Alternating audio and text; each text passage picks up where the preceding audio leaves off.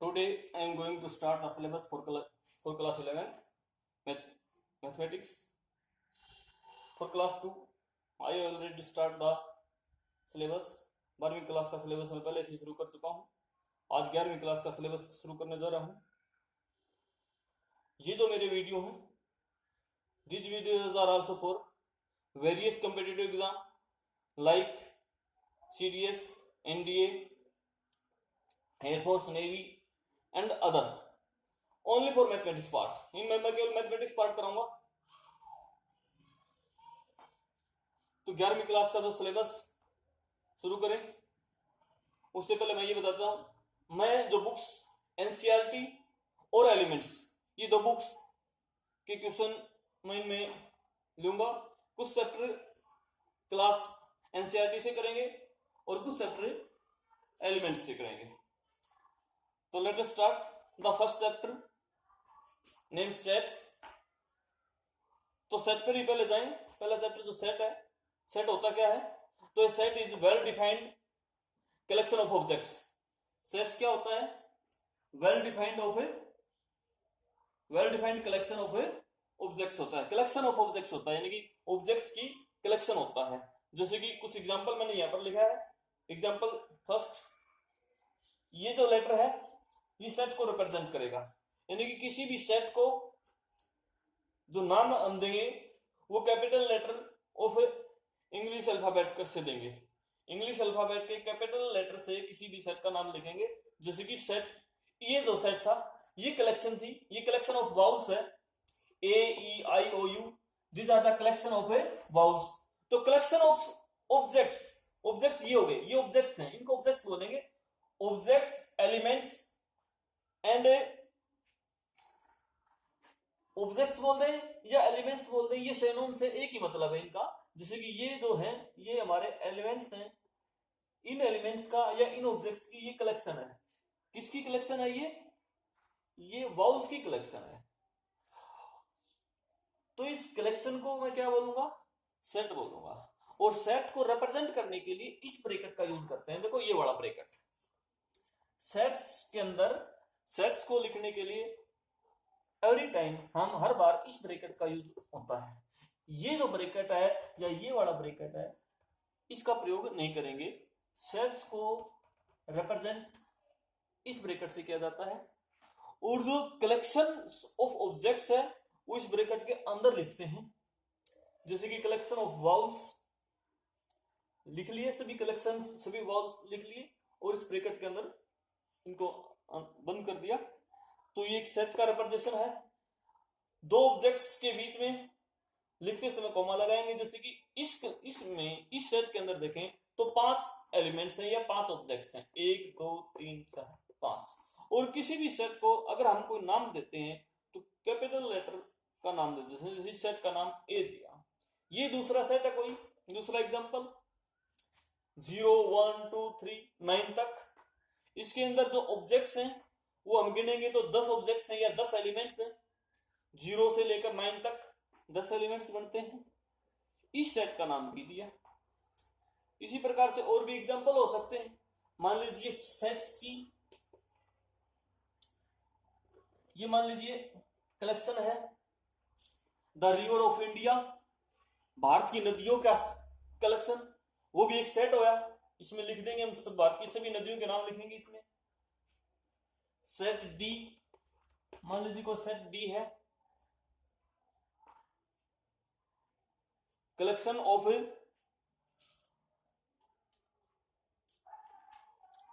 Good player of our class. मान लीजिए मैं इसमें ये लिखूं collection of good player of our class. Then तो क्या होगा? Then this collection is not set. तो ये कलेक्शन सेट नहीं होगी, बिकॉज ये जो कलेक्शन है ये वेल डिफाइंड नहीं है. वेल डिफाइंड का अर्थ क्या है? अब इसमें क्या बोला है? A good collection of good player. तो गुड प्लेयर हर एक व्यक्ति के नजरिए में अलग अलग होंगे. कोई किसी को गुड प्लेयर बताएगा, कोई किसी को गुड प्लेयर बताएगा. तो वहां पर जो डिफाइंड हुआ वो अच्छी प्रकार से डिफाइन नहीं हुआ है, हर एक व्यक्ति के लिए अलग अलग प्रकार से गुड प्लेयर होगा, इसलिए ऐसे कलेक्शन को सेट नहीं कहेंगे। ये डेफिनेशन से मैं पहले ही बताया गया था। किस कलेक्शन को हम सेट कहेंगे? जो कलेक्शन वेल डिफाइंड है, यानी कि प्रत्येक आदमी के लिए सभी है, जैसे कि कलेक्शन ऑफ वाउल्स, सभी व्यक्ति के लिए वाउल्स यही है, इसमें कोई गुंजाइश नहीं है कि अब यहाँ पर ए ई आई ओ यू या कोई और आएगा, यही आएगा।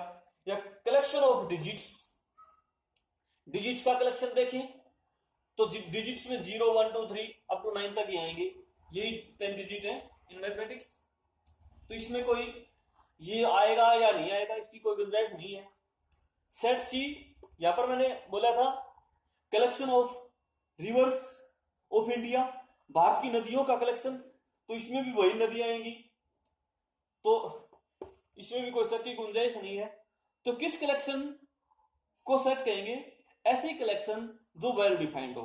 वेल डिफाइंड का अर्थ मेरे हिसाब से समझ गए होगे, जो सभी व्यक्तियों के नजरिए से वही कलेक्शन आए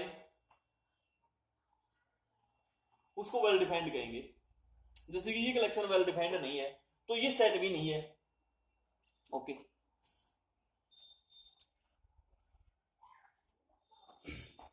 सम basic example of set used in mathematics. कुछ ऐसे एग्जांपल मैं सेट के करा रहा हूं जो हम बार बार जिनका यूज करेंगे मैथमेटिक्स के अंदर। First, N. एन क्या है? The set of all natural number, यानी कि नेचुरल नंबर के सेट को कैपिटल एन से लिखेंगे। और नेचुरल नंबर आप पहले से छोटी कक्षा में पढ़ चुके हो। नेचुरल नंबर कौन से होते हैं? 1 2 3 up to and so on, इस प्रकार से, और अंत तक चलेंगे, समाप्त नहीं होंगे। जब इसको नेचुरल नंबर की कलेक्शन को सेट के रूप में लिखना होता है तो इस प्रकार से ब्रैकेट के अंदर लिखेंगे, और उसको नाम दिया गया है कैपिटल एन, यानी कि N represent the set of all natural number. और नेचुरल नंबर क्या होते हैं ये आप पहले से जानते हो, 1 2 3 एंड सो ऑन, इस प्रकार से चलते जाएंगे। काउंटिंग करें तो ये कितने गिनती में? अनगिनत है। अनगिनत के लिए इंग्लिश में जो वर्ड होगा, जो हिंदी मीडियम के स्टूडेंट को बता दो, इन्फिनिटिव। जिन्होंने 10वीं क्लास तक मैथ हिंदी में पढ़ा है तो अनगिनत के लिए जो वर्ड है वो होगा इन्फिनिटिव। और ये नेचुरल नंबर। नेक्स्ट सेट, दूसरा एग्जांपल, इंटीजर। किसका सेट है ये? The set of a integer. The set of integer को कैपिटल जेड से लिखा जाता है, या कई बार इसको आई से भी लिखा जाता है।